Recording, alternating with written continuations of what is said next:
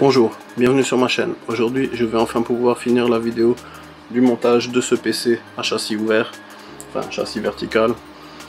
La dernière fois, je n'avais pas toutes les pièces, j'attendais encore beaucoup de pièces qui devaient arriver, car elles étaient en commande tout simplement. Je dois juste vous montrer quelque chose au sujet du châssis vertical. Ici, à cet endroit-là, j'ai rajouté des petites équerres en aluminium, parce que d'origine, ce n'est pas très solide. Le système de fixation du châssis. Ici aussi j'ai rajouté des petites équerres en aluminium. Ici aussi, je ne sais pas si vous pouvez le voir, j'ai rajouté ici une petite équerre en aluminium et ici une autre petite équerre en aluminium, car le châssis en lui-même, lorsque j'ai fait un essai de montage, se retrouvait à fléchir au niveau de la jointure des deux tubes ici en haut et en bas. Donc en gros, châssis sympa mais à modifier, car d'origine sortie de la boîte, ça vaut pas le coup. Alors, comme vous avez pu le voir, j'ai déjà fait quelques pièces. La poignée que j'ai imprimée en 3D la dernière fois, le support de pompe pour le water cooling, le support de carte graphique que j'ai imprimé en 3D. Vous pouvez voir ma vidéo sur l'impression 3D. En ce qui concerne le matériel utilisé, ici j'ai une carte Gigabyte, ici j'ai une carte Asus. La carte Asus est très bien, le BIOS est super, un très bon BIOS sur la carte Asus, mais à mon goût, elle a trop de fonctionnalités, elle est trop compliquée. Donc je préfère utiliser la carte Gigabyte, qui est une carte GA990FX Gaming. Donc une carte de jeu, mais qui fera très bien mon boulot de bureautique aussi. Alors ici, la carte Asus, qui est un modèle professionnel, alors c'est une M5A99FX Pro révision 2. Très bonne carte mère, hein, je l'ai essayé. Très bon BIOS, elle overclock très bien. Mais je trouve qu'il y a trop de choses sur cette carte mère, c'est pas mon goût. C'est vraiment pas ce que je recherche. J'aime la simplicité. La simplicité de la Gigabyte est vraiment mieux. Le BIOS est un peu moins bon. J'espère qu'il overclockera aussi bien que la carte Asus, on verra bien. Ce sont toutes les deux des Northbridge 990 FX de chez AMD. Donc elles devraient marcher tout aussi bien l'une que l'autre. Pour la carte graphique, c'est une XFX RX 580 8 Go de RAM. Donc une carte qui a déjà quelques années, mais qui fonctionne toujours très bien et qui est amplement suffisante pour moi. Voilà, donc sans plus tarder, je vais passer à l'assemblage comme d'habitude, un timelapse, histoire que vous vous ennuyez pas trop durant le montage. Allez, c'est parti.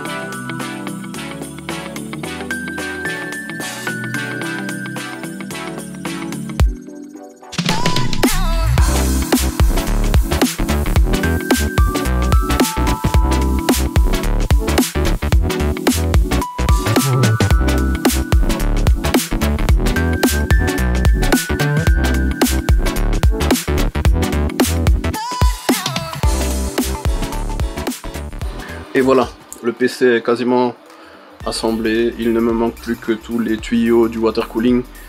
Je vais encore faire la tuyauterie donc et remplir le liquide de refroidissement du water cooling. Comme vous pouvez le constater, j'ai un réservoir sur l'avant, une pompe, un double radiateur avec ventilateur push-pull.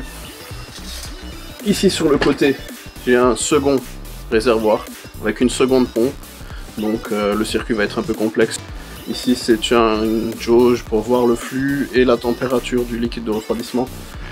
Le contrôleur RGB pour tout l'éclairage des ventilateurs, parce que ce sont tous des ventilateurs RGB. Ici à l'arrière, on a un disque dur SSD pour la mémoire tout simplement. Un petit régulateur de vitesse pour ventilateur, dont je me sers pour alimenter en 12 volts certaines choses ici sur le PC.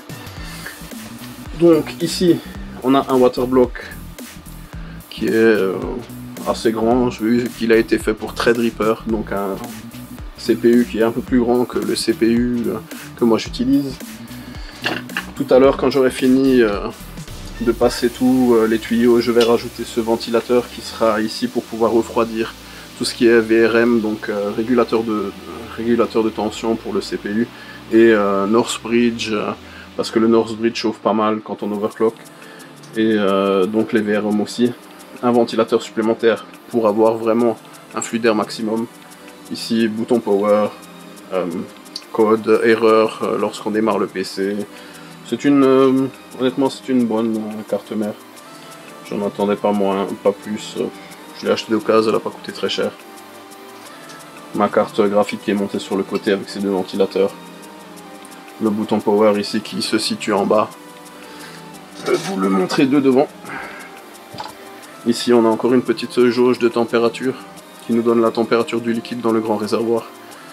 Et petit coucou à Jace2Sense qui fait des montages de PC super sur internet, donc sur YouTube aussi, qui a une chaîne qui est assez internationale et très connue.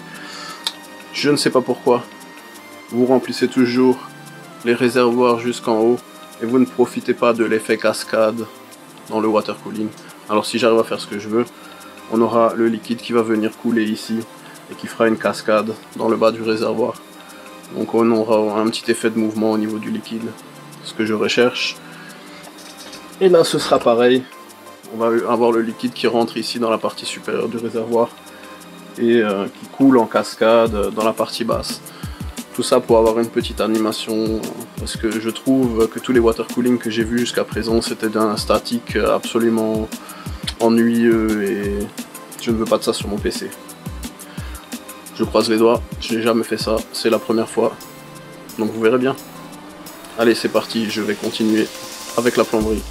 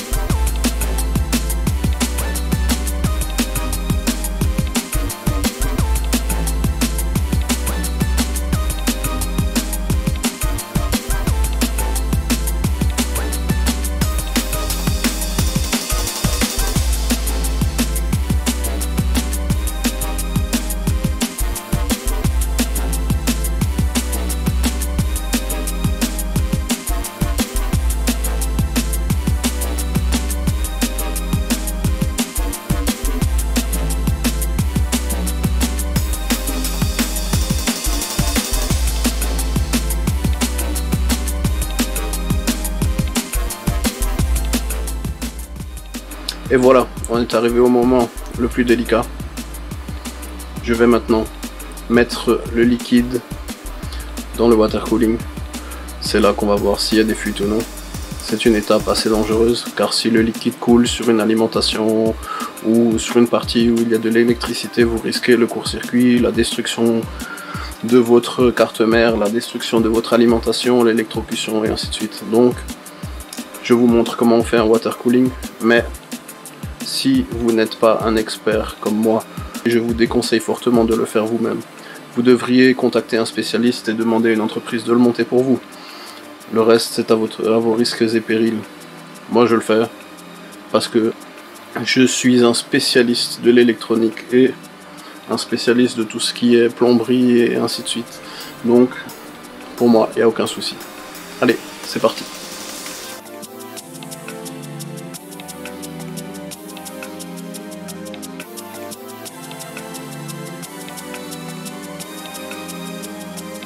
Maintenant, le water cooling est quasiment rempli.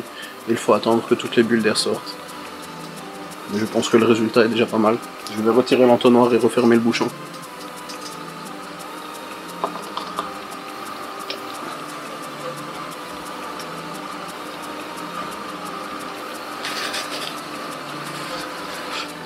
Et voilà, le PC est maintenant terminé.